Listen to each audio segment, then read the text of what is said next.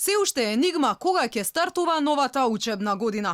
На самиот крај од август и од Министерството за образование и наука и од владата молчат за тоа кога ќе задзвони првото училишно звонче. Комисијата за заразни болести пресече, децата до трето оделение ќе седнат во училишните клупи, но родители на дечиња кои ќе треба да следат настава во школо се збунети.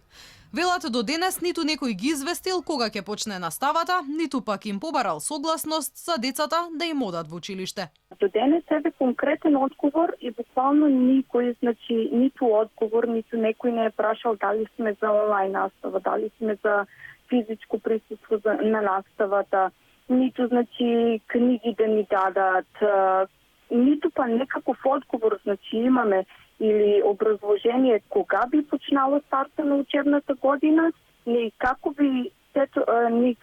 би била наставата. Децата над 10 годишна возраст и оние од поголемите градови каде има и повеќе ученици по паралелка, наставата ќе ја следат од дома. Но наставниците кои ќе треба да ги едуцираат за Алфа откриваат дека се уште никој не им кажал според која програма и преку која интернет платформа ќе треба да ги учат децата. Велат, иако било најавено дека обуките за онлайн настава кај просветните работници ќе почнат уште со стартот на минатата недела.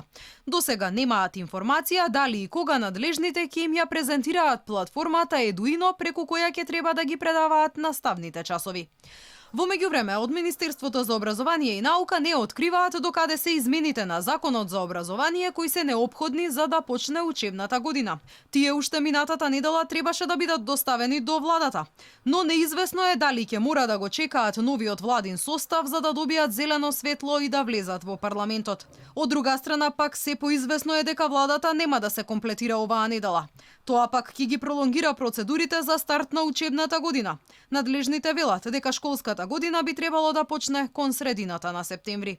Настава во училница ќе следат сите деца од прво до трето оделение, но оние родители кои нема да дадат согласност децата да им одат во школа во време на пандемија, ќе имаат можност наставата да ја следат преку компјутер. Физичко присуство ќе биде можно и за децата од помалите градови и руралните средини, каде има помалку ученици по паралелка. Но за тоа барање до МОН ќе треба да испратат самите училишта.